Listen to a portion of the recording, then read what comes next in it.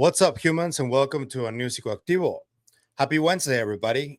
Okay, so I'm sorry for the noise outside, but it's getting really hot in my town. And if you hear noise, if it's not too loud, I'm not going to edit it out. If it's too loud, I will. So just letting you know.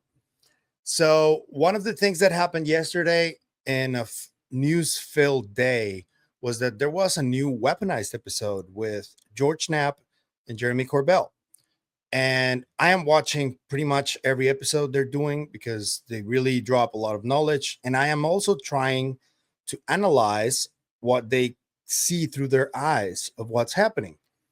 And one of the main topics probably is the feeling that people are getting from what they're teasing that may happen over the next couple of weeks.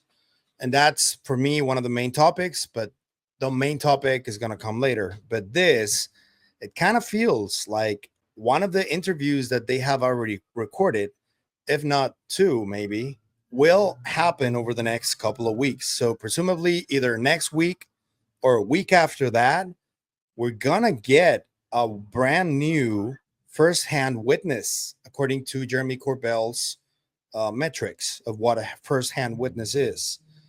And he mentioned that it's potentially in close proximity with a craft.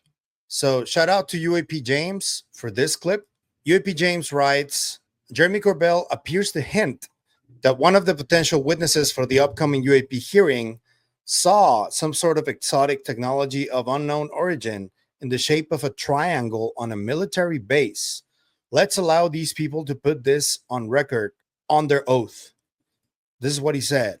Let's get this going so you can hear from more people who are not just talking philosophically about UAP, but who have direct information, whether it be some sort of exotic technology of unknown origin that they saw on a base, like, I don't know, a triangle, or something like that. That'd be so cool.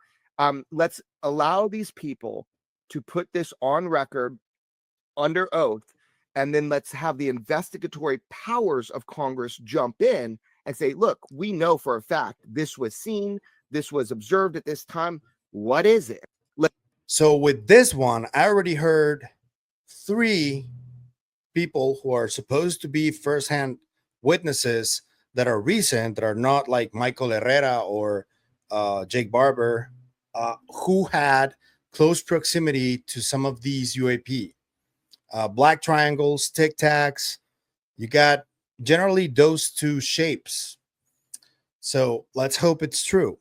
And if that happens next week, let's see. There's another aspect that Jeremy Corbell touched on, which is the lie that he described on that TMC documentary. The lie about the alleged craft that is coming here. If you guys came to the channel recently, last year, I released a video of information that I got of alleged unclassified briefings of this alleged object that is course correcting and allegedly heading towards Earth.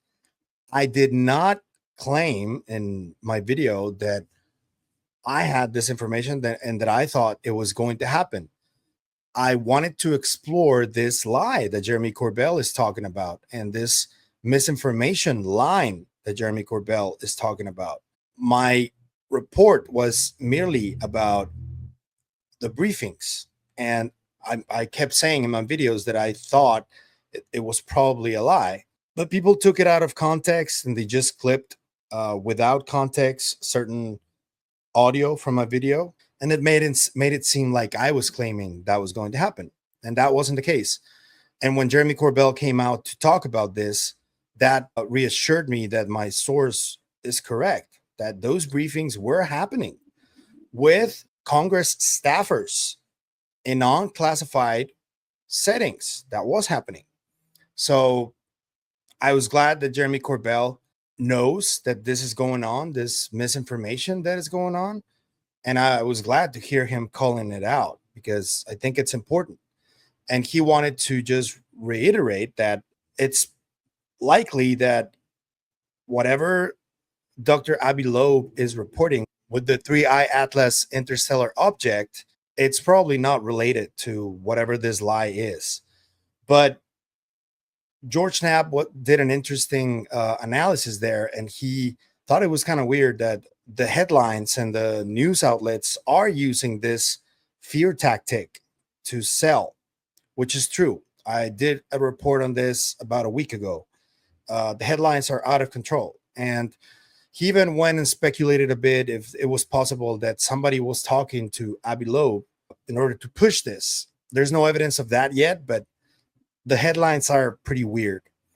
But what I wanted to talk to you guys about was something that they discussed between the lines. They didn't exactly mention any names. I'm talking about the evident tech bro takeover of what could potentially be life altering technology that may or may not be from another place.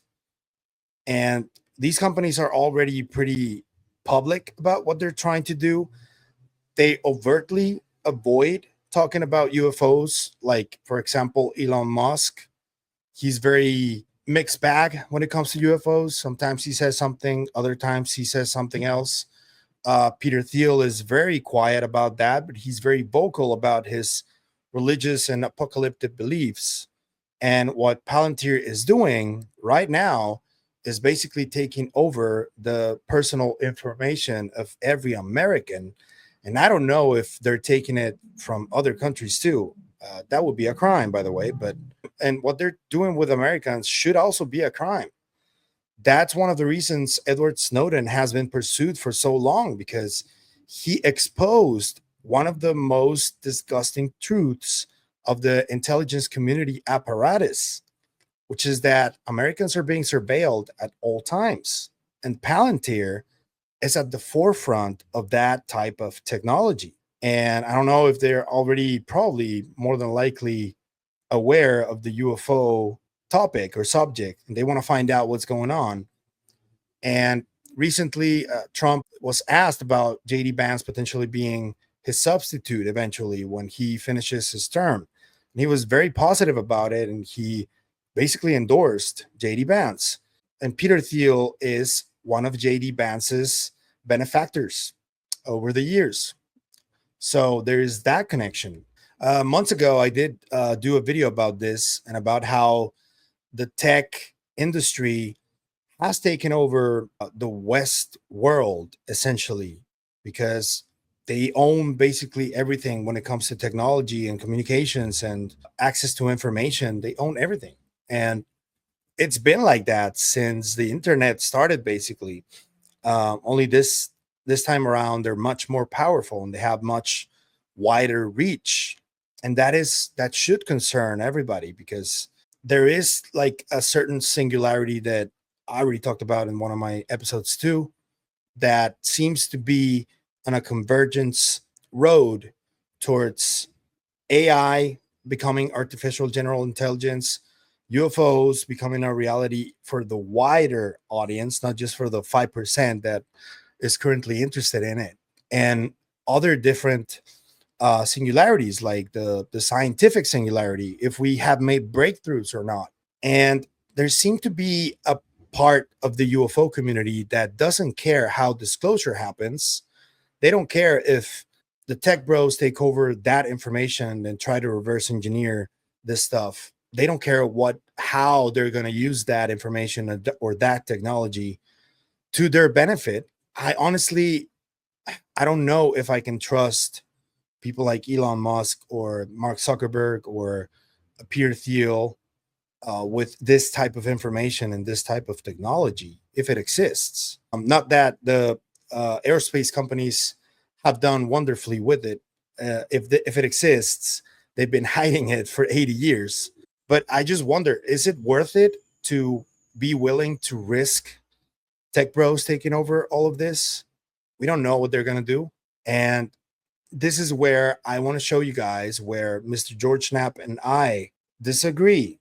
And we just disagree. I would love to have a conversation with him about this, because he seems okay with what's happening under our noses, the Thiel connection, and how tech bros are really taking over if this is all true. They seem to be positioning themselves exactly for that. So Let me play you what George said, and we'll reconvene afterwards.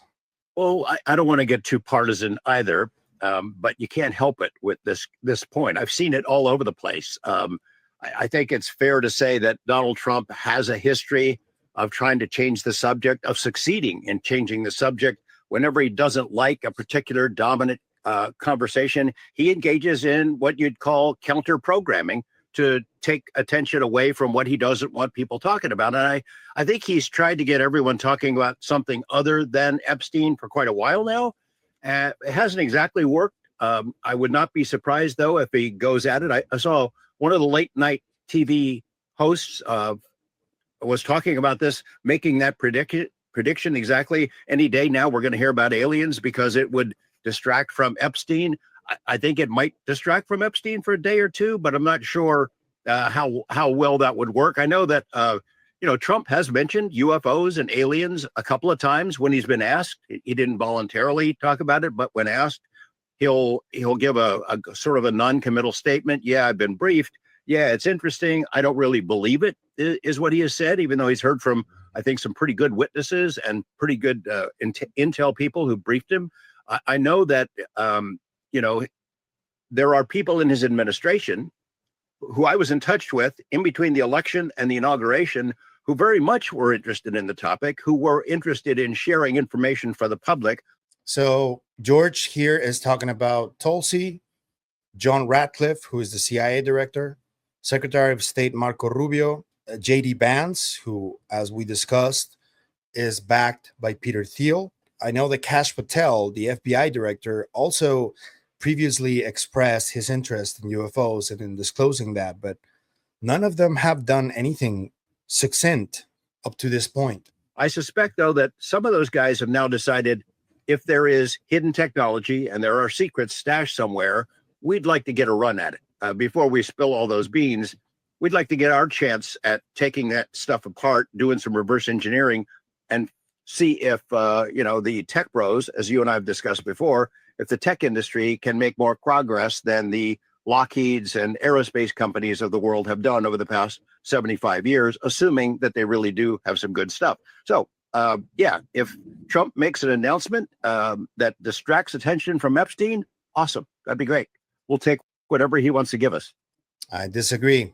I think some things are not worth the risk, I would say. And if these tech bros take over that technology, if it exists, I would like to have an eye on them 24/7 because based on their actions before, I don't trust any of them. And I don't think anybody should, but that's just my opinion. I want to hear yours. What do you think about the overall episode? What do you think about what Jeremy mentioned of the 3I Atlas interstellar object? Let me know what you think about the tech bros potentially already taken over the UFO topic. If it exists, if it's real, that technology, does that concern you or do you not care? Do you want disclosure no matter what? Do you think it's worth it? Let me know in the comments. If you like the content you see, I'm going to ask you to like, share, comment, subscribe, and hit the bell icon. That's all you need to do in order to help us, and it is what helps us the most. So thank you. But if you want to support us in other ways, there's a few links down there you can choose from, or you can become a member on YouTube, or you can support us through KGRA. Anything you choose to do is always very appreciated. So thank you. That's it for me today on this video, but I'll see you guys in the next one. And remember, stay curious and inquisitive like George Knapp always. Bye.